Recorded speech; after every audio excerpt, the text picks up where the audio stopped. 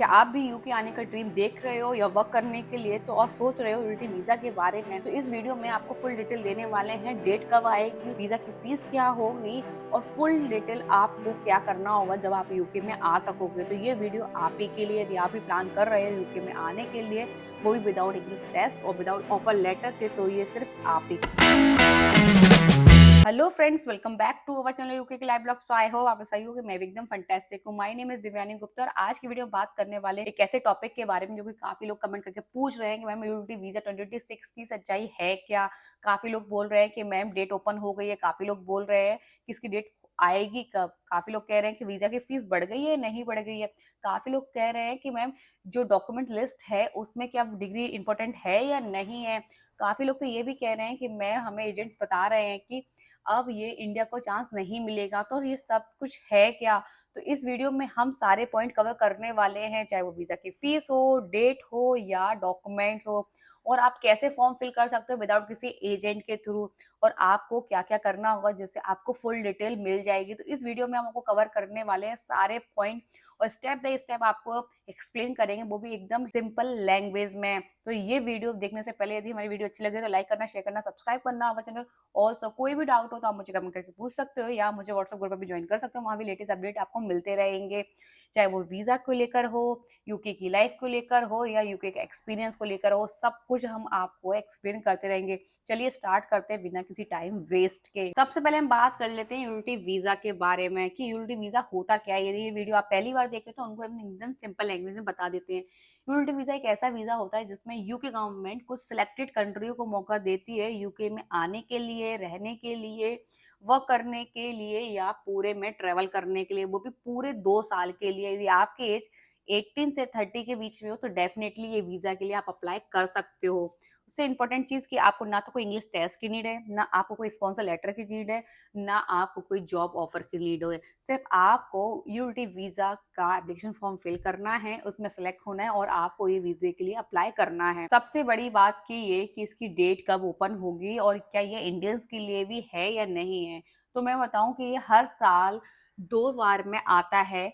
एक तो आता है जैन के लास्ट में, एक आता है जुलाई में। तो इंडियंस के लिए भी ये मौका मिलता है हर बार जुलाई में और हर बार जनवरी में। तो जनवरी आने वाली है। यूके गवर्नमेंट में ऑफिशियल डेट अभी अनाउंस नहीं हुई है कि भाई ये डेट कब होगी ओपन।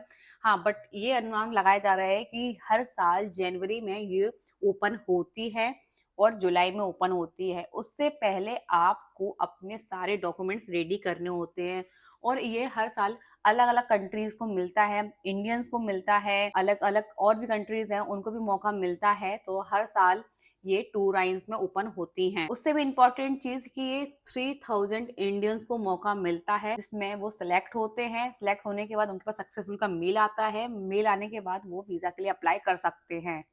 तो अभी डेट कंफर्म नहीं हुई है, बट उससे पहले आपको क्या क्या करना है, क्या क्या सेफ्टी करनी है। यदि आपके पास भी सक्सेसफुल का मेल आ जाता है तो आपको कोई परेशानी नहीं होगी बाद में। उससे पहले आपको ये सारी चीजें रेडी करके रखनी है। पहली चीज ये कि आपकी डॉक्यूमेंट्स की लिस्ट क्या होगी। उससे भी इंपॉर्टेंट चीज ये कि भाई आप यदि वीजा के लिए अप्लाई करने के लिए सोच रहे हो, एप्लीकेशन फॉर्म फिल करने के लिए, तो आप क्या उस कैटेगरी में आते भी हो या नहीं आते हो। तो उस बात सुन लीजिए, यदि आपकी एज 18 से 30 के बीच में हो तो आप डेफिनेटली अप्लाई कर सकते हो। आपके पास इंडियन पासपोर्ट है तो भी आप अप्लाई कर सकते हो।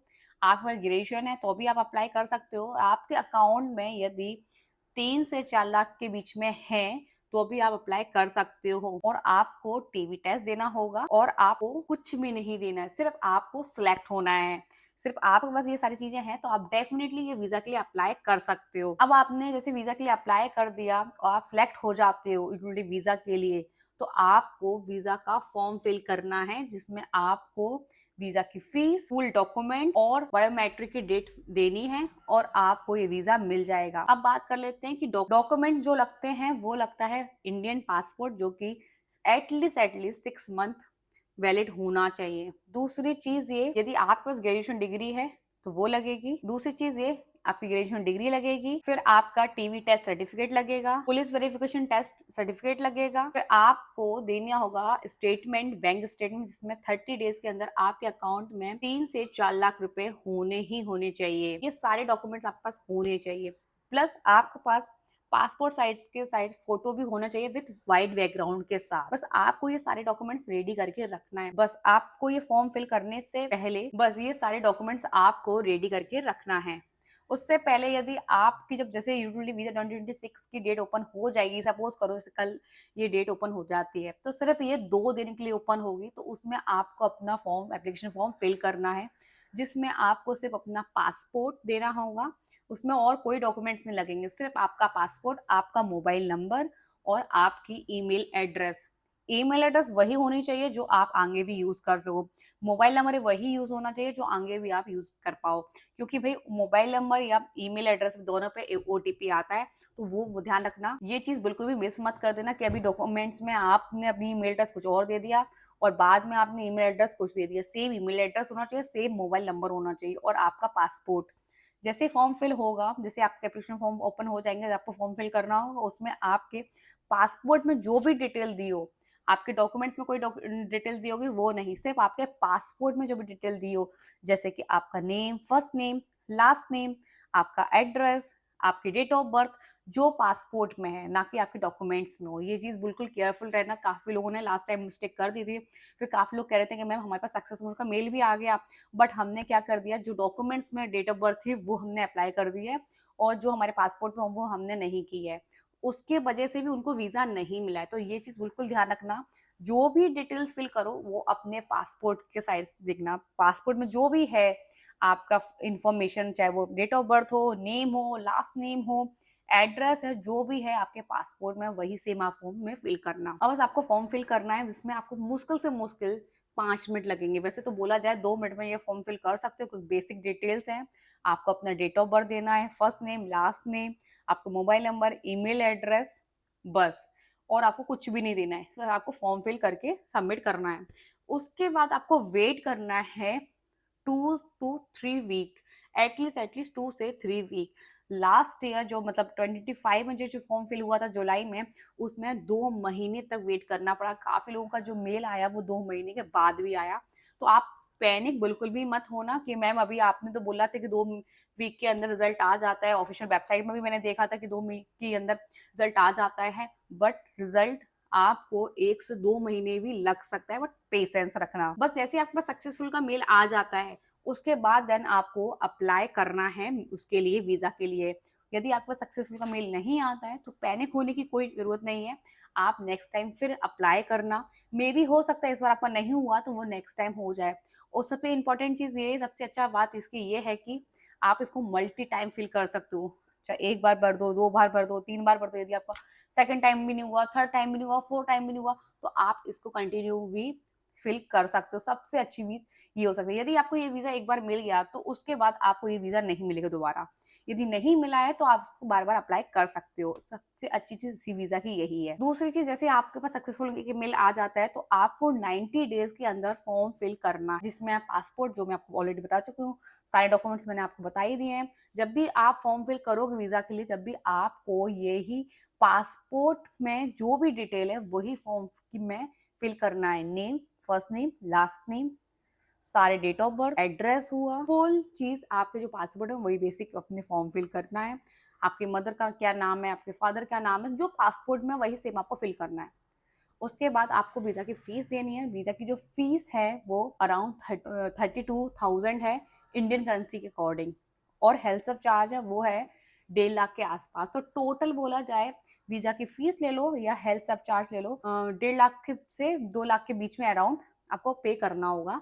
वो भी 2 साल के लिए। ना आपको उसके बाद कुछ पे करना है, ना उससे पहले कुछ पे करना है।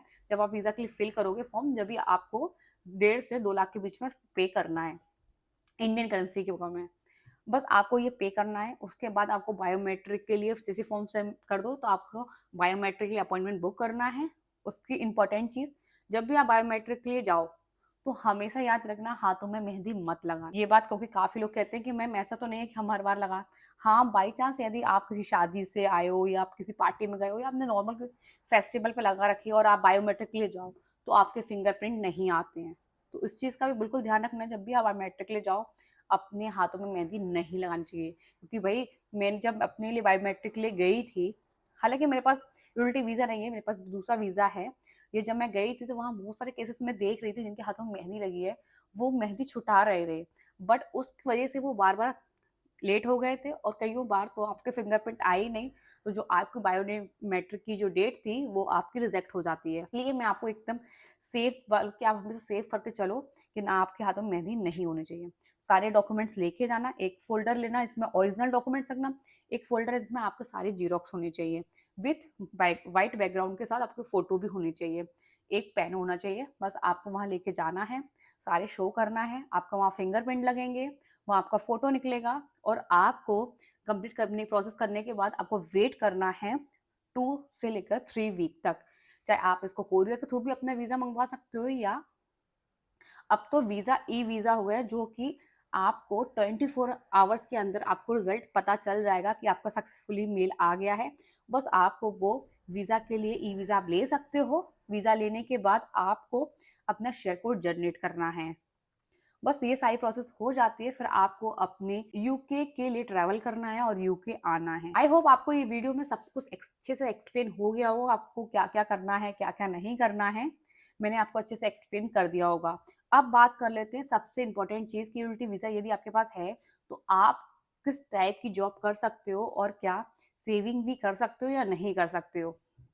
सबसे इम्पोर्टेंट चीज़, ये यूनिटी वीज़ा यदि आपके पास है, तो आप यूके में कोई भी जॉब कर सकते हो, चाहे पार्ट टाइम हो, फुल टाइम हो, टेम्परेरी हो, परमानेंट हो, कोई भी काम कर सकते हो और अच्छा खासा पैसा सेव करके इंडिया लेके जा सकते हो।